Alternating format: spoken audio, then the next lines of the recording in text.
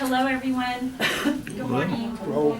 Morning. So I recently took a trip to Italy, and we were there during Holy Week, and we were able to celebrate Easter in Italy.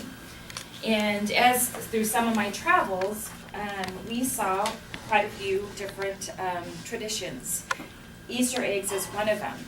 So does anyone know why we boil eggs and color them? Any ideas? I know in my husband's religion, Orthodox, it's for the blood of Christ. They color their eggs red, and they pass them out at church. That's at the right. Easter service at midnight. They do color them red for that reason. But the reason why they boil them is because Easter comes around Lent, and a lot of Catholics have to give up something for Lent. Most of them do meat or dairy, and so to prevent the eggs from spoiling, they would boil them.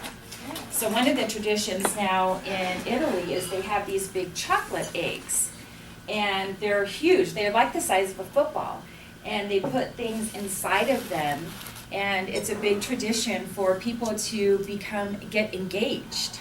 And they would put their wedding ring or fiance's wedding ring inside of the egg. I don't know how they do it, but that's one of the traditions. Easter in Italy is one of the most important holidays aside from Christmas. And as I was there, we were, I realized how important, it's important for us here, but it's a big deal in Italy. There's, I think most everyone that is there is Catholic. And so they have a lot of reverence towards that holiday.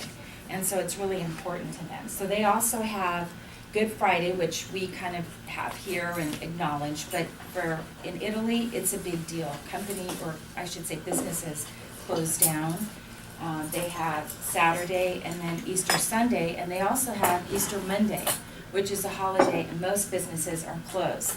Now, it's kind of hard for them because tourism is a big revenue for them. So some businesses are open, but the difference from walking on the streets when we first got there to on Monday was like hardly no one was out on the street. So it's a big holiday for them. So it was interesting to see that. And this is how they would color the eggs. Of course, when it came to America, we color our eggs differently. Arrow? So this, when we were in Sorrento, I know it looks a little creepy because, I'm sorry, Susie, because you think like, it looks almost like it's a KKK, Yeah. right? And at first I thought so too. We were coming back from dinner and we heard this band playing, and kind of like the somber music, almost like The Godfather, it sounded like. And so as we walked over there, we see this. And it was really amazing. So they carry there's people that carry a pillow with a crown of thorns. They carry a cross. Someone's carrying a rooster. And they carry the cat's tails. And so it was really emotional to see this. And so what happens is there's different churches. There's several Catholic churches that are in this little town. And different churches put this parade on, and they walk all through the streets, and they have these torches that they have, and they have a band that walks with them. They have people that sing, and it's to signify this is before Christ is crucified, and they're searching for him with Mother Mary to try to find her son. And so what they do is they parade all up and down the streets, and everyone can hear it because it's a small little town, and then they stop at a church. So this is Black Parade, and this is really what they call it. And so now everyone is dressed in black robes, and they don't show their faces, and it's kind of the same people, the different churches, and this was a different church.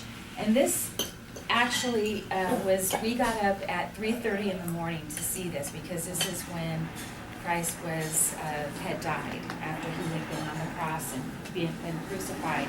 And so you would be surprised, because we thought, gosh, get up at that hour, but when would we ever be there to see something like this? So my husband and I got up and went right outside our hotel where they were going to pass. And there were several people that were out there witnessing this and watching. And it was amazing to be standing out there, and it was quiet. And there were probably, this particular church that was doing this procession was probably 100 people. There were children that were involved. And so that everybody's dressed in black. Even the statue of the Virgin Mary is dressed in black because she's grieving. And they do the procession, they stop at a church, and they're realizing they're still looking for Jesus, and this is now they've realized that he has died. And so that's why they are in black. This is, I had the privilege to actually attend Easter Mass at the Vatican. And so this is, we were actually, and I have a book that I wanted to pass out that was the ceremony and my ticket to get in to see the ceremonies. It was quite a privilege. There were several, because of all the issues that were going around the country, there's security everywhere, armed guards with AK-47s, police, and military there. These folks here, you may wonder what that's all about. This is the Swiss Army, and in order to be a member of the Swiss Army, you have to be under 30, you have to have a professional degree, you have to be at least 5'8", you have to be single, and you have to commit to at least 2 years. They are here to protect and serve the Pope.